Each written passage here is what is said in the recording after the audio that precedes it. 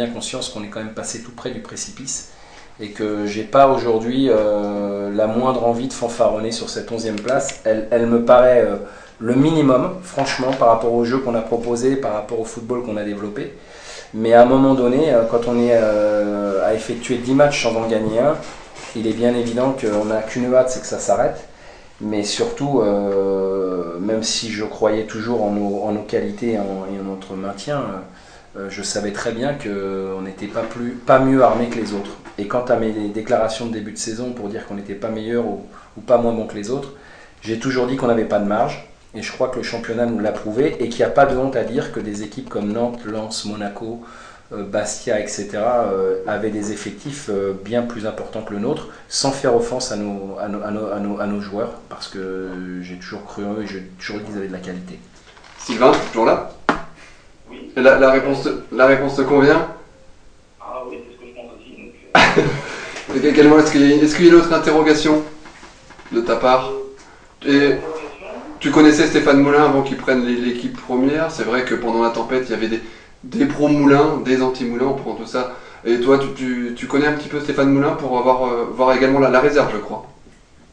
oui, bah, effectivement, j'ai suivi pendant 2-3 années Rudy Gauchet la CFA2 et j'ai tout de suite apprécié sa philosophie de jeu pour l'offensif. Et je savais qu'en prenant l'équipe première qu'il y a des jeunes du SCO qui n'avaient pas forcément leur chance par le passé, qui allaient intégrer petit à petit l'équipe première. Tu penses à Jean-Louis Garcia notamment, qui donnait peut-être pas la chance assez aux jeunes?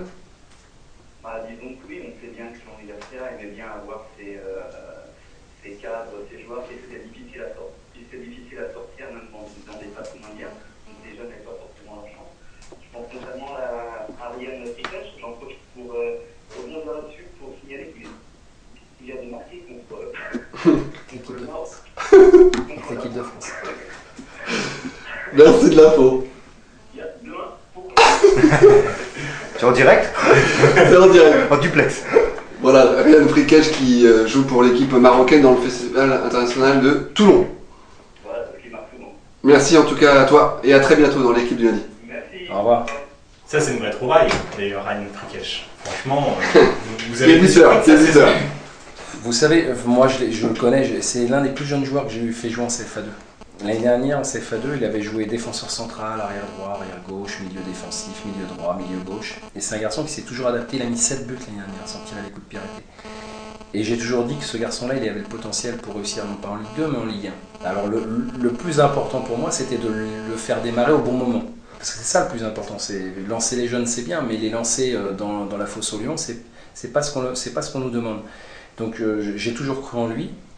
Et aujourd'hui, je suis absolument pas surpris de ce qu'il réalise, même s'il me bluffe encore un peu parce que je trouve pour moi, il a presque déjà franchi et dépassé le niveau Ligue 2 en un temps record. Donc là, il m'a un petit peu bluffé. Quant à son adaptation, j'avais aucun doute. Messieurs, on va continuer sur les tops et après on parlera sur les flops. Nico, on continue sur les tops. Ryan Frikesh.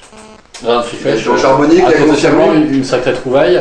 Gaëtan Charbonnier qui a quand même porté l'équipe sur la première partie de saison, qui a confirmé un poste, donc on l'avait dit l'année dernière, c'est vrai qu'il s'était imposé plus sur la deuxième partie de saison, mais pas forcément comme un rôle d'attaquant de pointe. Là il l'a fait, il a été bon. Qui ne sera plus en juin l'année prochaine, qui parle avec Montpellier, une demi-douzaine de clubs de Ligue 1 et des clubs également d'Écosse, d'Italie, d'Espagne. Ça bouge un peu pour lui, en espérant peut-être une signature. Donc Gaëtan Charbonnier. J'ajouterais 2 joueurs moi qui pour moi ont été vraiment importants je pense, c'est Diego Gomez évidemment qui a pendant été longtemps meilleur passeur de Ligue 2 qui finit à égalité d'ailleurs, donc voilà, qui a fait une super saison et sur le côté gauche je crois qu'on a bien vu justement dans la saison la différence entre le côté gauche et le côté droit au SCO, il y avait un côté qui était beaucoup plus percutant et puis finira par Jérémy Hénin qui moi je pense a fait une excellente première partie de saison mais on s'en est peut-être rendu compte qu'après quand il a plus joué parce que je pense que c'est là qu'on a vu qu'il y avait vraiment un manque du côté du SCO. Et on rajoutera Martin Fall et Gaëtan Charbonnier. Ouais, moi je voulais revenir sur Diego Gomez parce que pour moi c'était très très compliqué de ne pas le mettre dans les tops. Je pense que Stéphane Moulin a donné à Diego Gomez toutes les libertés pour pouvoir exprimer son talent. Si aujourd'hui Diego Gomez joue en Lesco, je pense que c'est grâce à un seul homme, c'est Stéphane Moulin, il est présent. Ouais, donc voilà. voilà. Un sacré match à ce Scobé contre Montluçon. Il avait tout fait à l'équipe en jeu. Je trouve également que Gomez a beaucoup progressé. Et ouais, non, il fait une super saison. Franchement, pour moi, c'est le meilleur joueur de cette saison, Diego Gomez. On va passer au flop avec Romain. On va voir. On va commencer par l'arrière-garde défensive et on va dire que c'est une saison très longue pour Nicolas G. Oui, enfin bon, en même temps, il a peu joué, donc... Il a fait des rentrées. Stéphane Moulin lui a donné quelques chances. Est-ce qu'il n'est pas hors catégorie, Gilles? Bah, c'est ça, on peut pas dire que c'est un flop, on peut pas aller jusque-là. À chaque fois qu'il est rentré, on parle de la saison 2011-2012, on parle pas de sa carrière. Ouais, mais on parle des joueurs qui ont joué, alors dans ça. ces cas-là, pas des joueurs qui sont peu rentrés, qui ont peu joué. Pour moi, un flop, c'est quelqu'un qui a joué, et par exemple, je prendrais devant Doré, qui a eu, je crois, qui a été 16 fois titulaire, malheureusement, il ne marque que 3 fois. Il y a une image là, excuse-moi, mais quand Fodé marque, Stéphane, le dernier match de la saison, vous levez les mains au ciel et vous êtes vraiment presque plus content que lui. Ouais, parce que je trouve que les gens sont durs avec Fodé Doré. C'est un jeune joueur, c'est un joueur qui arrive ici sans aucune formation. Voilà, c'est un garçon qui a du potentiel. Il va aller là, dans une semaine, il part faire les éliminatoires de la Coupe du Monde. Il a un gros potentiel, mais effectivement, c'est un joueur qui a un potentiel, qui a beaucoup de travail effectué encore et qui, effectivement, ne donne pas la pleine mesure de ce qu'on peut espérer de lui. Mais c'est un jeune joueur et je trouve que les gens sont assez durs. Il fait une très belle fin de saison. Alors maintenant, je ne veux pas qu'on parle. Par contre, je voudrais qu'on prenne par exemple le temps de jeu de Claudio Queijerou et savoir combien de buts il a marqué au nombre de temps de jeu, parce qu'il faut comparer ce qui est comparable. Donc je trouve qu'on a, même si les gens... Pourquoi ne pas le sortir alors que Claudio Queijerou, si vous êtes un petit peu déçu parce que Fodé a pris le relais à certains moments, mais il n'a pas été le meilleur. Donc à un moment donné, là encore, une équipe, c'est pas un joueur, c'est une association de joueurs, c'est une complémentarité. On a bien vu que Charbonnier-Queijerou, c'était plus complémentaire et plus complice que Queijerou-Doré ou que Doré-Charbonnier. Mais à un moment donné, on ne peut pas jouer qu'avec 2 joueurs toute la saison à ces postes-là. C'est des postes qui demandent tellement de débauche d'énergie, tellement de... ils jouent 2 contre 4 souvent, les attaquants, donc c'est difficile. C'est le poste le plus difficile et je trouve que là-dessus, il faut qu'on soit un peu plus indulgent avec lui. C'est un jeune joueur, ça sera... Le journaliste, il se dit si Fodé Doré ne joue pas, c'est qu'il ne fait pas le taf à l'entraînement, c'est que l'entraîneur ne veut pas le mettre tout simplement. Non, pas forcément. Je vous dis, il y a les complicités, les complémentarités, l'adversaire, et puis la forme du moment, et puis aussi effectivement l'investissement de l'entraînement. Alors à un moment donné, quand j'estime qu'il ne mérite pas de jouer, il ne joue pas. Mais les 4 derniers matchs ou les 5 derniers matchs qu'il a joué titulaire, il n'a pas fini un seul match en passant en travers. Alors certes, il a marqué que contre... Boulogne, hein, mais le match qu'il fait contre Nantes, il rentre à la maison, il remplace Charbonnier, non, il démarre le match, il fait un très bon match contre Nantes. On va à Istres, il fait un très gros match. On joue chez nous contre Boulogne, il fait un gros match, il marque, et il finit au Havre, c'est le meilleur. Et dans le jargon, on dit un peu qu'il graille un peu trop. Oui, mais il a encore besoin de dépouiller son jeu. Pourtant, c'est un garçon qui est généreux, hein, les appels de balle, il les fait. C'est lui qui est capable de bouger les défenses, il pèse sur les défenses. Moi, je pense que le gros reproche que tout le monde lui fait, et c'est lié un peu à sa morphologie, et c'est une vérité, c'est qu'il manque de vivacité, effectivement. Et ça, il ne l'aura jamais. Maintenant, il faut qu'on arrive... Et là aussi, il faut faire attention, c'est que malheureusement...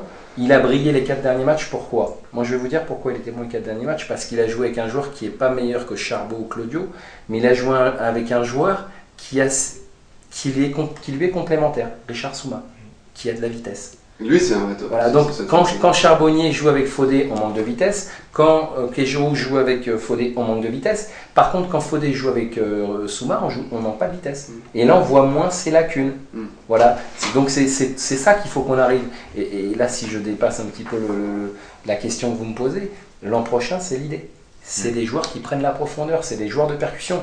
On en a un. L'an prochain, c'est l'idée de travailler avec Claudio Queijerou, qui a des contacts en haut.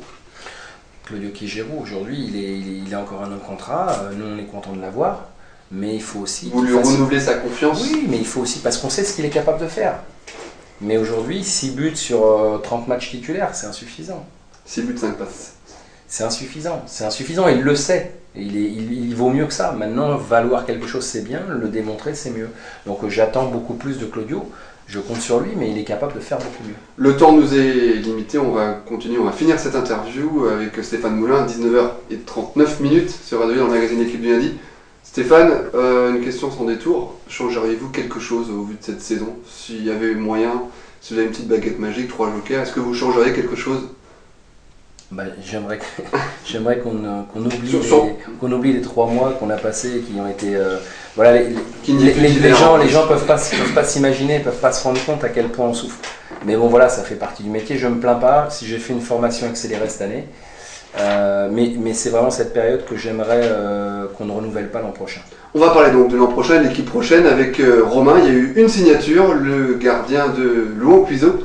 Le jeune gardien, c'est Thomas Gaudu, qui gardait les buts de Cuiseaux-Louan en CFA2. Oui, il sera le troisième Numéro gardien, 3. vraisemblablement. Numéro 3. Donc bon, c'est pas forcément une recrue exceptionnelle, dans le sens où il va pas Mais jouer, nécessaire. La saison Mais prochaine. nécessaire. Nécessaire, bien sûr. Et tu me disais en avant-émission que tu as peur que cet épisode charbonnier dure dans le temps. Dur dans le plan. Évidemment, puisqu'on l'a dit tout à l'heure, ça dépend aussi d'Olivier Giroud.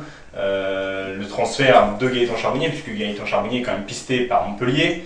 Montpellier qui est quand même un club qui va jouer la Ligue des Champions l'année prochaine. Donc je pense que dans la tête de Gaëtan Charbonnier, je pense que Yann, tu es d'accord avec moi, c'est important de jouer la Ligue des Champions. Et à mon avis... Moi qui n'ai jamais joué la Ligue des Champions, je peux te dire que ça je doit pense que cogiter c'est un pour lui. rêve pour tout joueur. Quel est l'avis du coach là-dessus? Mais à mon avis, pour Gaëtan Charbonnier, l'idéal c'est quand même Montpellier, dans le sens où la Ligue des Champions c'est un rêve. Tout à fait. Tout à fait, il peut pas en être autrement. Donc de toute façon, au point de vue des clubs qui le Et pistent, surtout au niveau de... Je crois que Montpellier c'est un club aussi à part. Est-ce qu'on n'a pas plus de chance pour un garçon comme Charbonnier de progresser encore plus dans un club comme Montpellier où on sait que l'esprit est différent, on sait que les attentes y sont différentes, on sait qu'aujourd'hui Montpellier a été champion.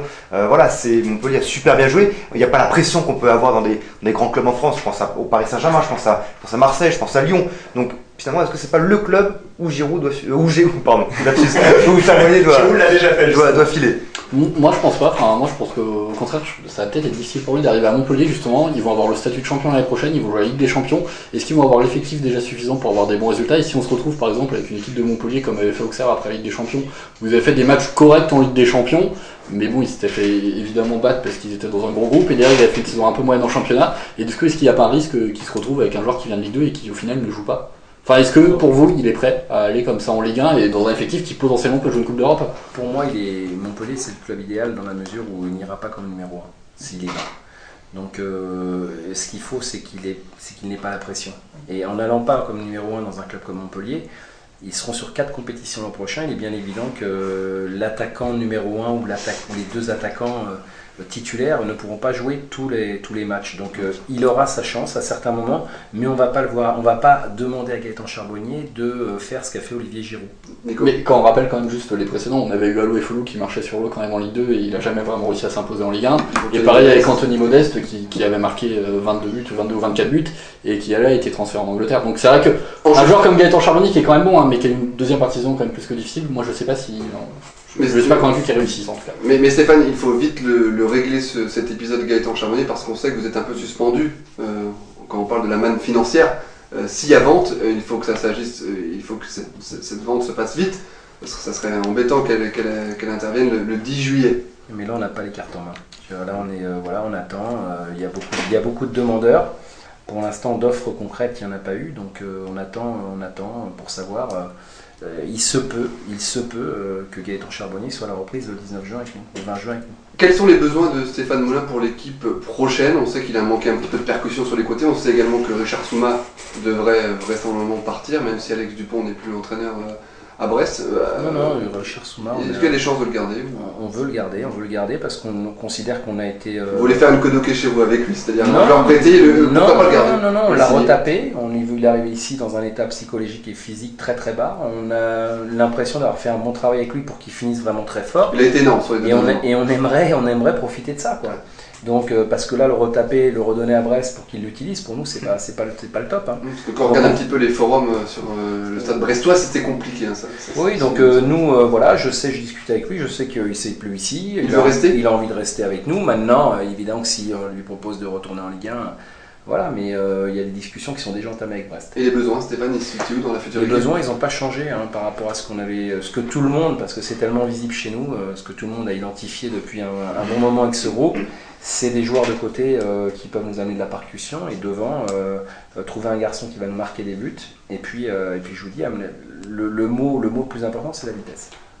Est-ce qu'il y aura un nouveau défenseur central? On sait que Jérémy Hénin est en phase de reprise, on sait que c'est sa plus grande blessure de toute sa carrière. On sait également que Marc Zoro va beaucoup mieux, mais on sait aussi qu'il a un petit peu de l'âge. Non, il a Et on 28 sait aussi ans. qu'il a tellement apporté. Marc Il a Zoro. 28 Surtout ans. le physique et le risque. Mais est-ce que vous avez quand même recruté un défenseur central de jeunesse? Certainement. Certainement. Certainement, parce qu'aujourd'hui, je veux faire confiance à Jérémy Hénin, Marc Zoro et Malik Couturier. Nicolas Gillet, on ne sait pas encore ce qui va devenir de sa situation. Si Nicolas Gillet est plus chez nous ou ne poursuit pas l'aventure avec nous, on prendra un jeune défenseur central. Donc on parle un défenseur central, un arrière gauche, Voilà. Un ou deux milieux excentrés et un ou deux attaquants selon les départs de nos attaquants. donc 5-6 joueurs dans le rétroviseur, comme vous l'appelez comme vous voulez, mais en tout cas le SCO cherche 5-6 joueurs, donc 3-4 à vocation offensive. Et on va finir sur notre dernière partie, 19h45, les 2 dernières minutes, après on passera au basket.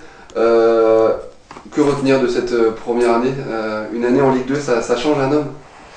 Vous avez senti changer, en tout cas, peut-être pas l'homme, mais le technicien pendant cette tempête où vous étiez un petit peu plus à un certain moment, je pense février-mars sur la défensive. Non, pas sur la défensive, mais on essaie toujours. Mon idée, c'est toujours été de protéger le groupe, parce que c'est lui qui nous fait avancer. Moi, je toujours dit, c'est les joueurs qui gagnent les matchs, c'est les joueurs qui perdent les matchs. C'est pas que je me retire des responsabilités quand on perd, mais je sais très bien que si on va gagner, c'est grâce à eux. Et que mon premier objectif était de les protéger dans ces moments difficiles, parce que vous savez, après le match d'Amiens, j'ai reçu 0 texto, et après le match de Istres, j'en ai reçu 55. Donc voilà, aujourd'hui ça résume assez bien. Quand on est en difficulté, on est seul. Et quand ça va bien, il y a beaucoup de monde autour de nous. Donc mon idée, c'était de protéger ce groupe-là. J'étais pas sur la défensive, mais à un moment donné, il faut savoir. Non, pas sur la défensive, mais vous avez Non. vraiment l'impression que le sort s'acharnait sur vous. Oui, parce que c'était un peu la vérité aussi. Hein. Je veux pas dire qu'on a fait que manquer de chance, mais à un moment donné, on a subi tellement d'aléas, de blessures, de suspensions à répétition, à l'image de Richard Souma, Olivier Aurillac. Je me souviens d'avoir joué contre Monaco avec Ryan Frikech et puis Maxime Rousseau, Et parce vous que l'emportez tous les milieux défensifs étaient out. On a subi beaucoup de choses, donc protéger les joueurs et puis aussi se mettre un petit peu dans une bulle qui va nous permettre de garder nos idées, de rester sur notre ligne de conduite, et c'est ça qui nous a fait gagner. C'est d'avoir maintenu le cap avec le staff, parce que j'insiste là-dessus, staff médical et staff technique, on est resté soudés, cohérents, et on a gardé le cap pour réussir à amener le bateau au port. Le mot pour conclure avec Yann, Stéphane Moulin. Yann, c'est l'homme de la situation pour emmener le club en Ligue 1 avec un nouveau centre de formation. Malheureusement, ça ne sera pas Stéphane Moulin, mais Dieu sait qu'il aurait eu sa place à la direction de ce centre de formation. Ce sera Laurent Viau. Et c'est l'homme de la situation pour emmener le SCO en Ligue 1 sur les 2-3 prochaines années. On sait que c'est l'objectif du club. L'homme de la situation, je pense que cette année, Stéphane Moulin l'a prouvé, parce qu'il y a eu un petit peu de tempête et le canot de sauvetage a tenu. Et puis l'homme de la situation aussi, parce que les 7000 spectateurs de moyenne qui sont venus à Jean-Moi cette année ont vu du football, ont vu du spectacle. Et je pense que ça aussi, ça manquait à Angesco, de voir, même si parfois le score était un petit peu fleuve. Et le super versatile. Ouais, bien sûr, mais ça aussi, ça fait du bien. On a retrouvé du beau football, on a eu beaucoup de buts, même si parfois c'était compliqué. Merci en tout cas Stéphane Moulin d'être passé dans le magazine. Un petit mot. Juste un dernier mot. Oui. Pour moi, l'image de la saison, c'est quand même l'intégration des jeunes. J'avais dit que je le ferais, je l'ai fait, et ça c'est quand même quelque chose de très important pour un club comme le SCO. Et c'est tout à votre honneur, même de refuser Ryan Frikech, je pense en janvier-février. Il voulait partir en présélection. Pour le club, pour le SCO. Ouais. Pour Merci. le club. Merci en tout cas Stéphane Moulin. C'était Stéphane Moulin dans le magazine L'équipe du lundi sur les 101.5 FM de Radio G. Et on vous souhaite bonnes vacances, parce que c'est encore les vacances quand même. Merci beaucoup. A tout de suite dans l'équipe du lundi pour la dernière partie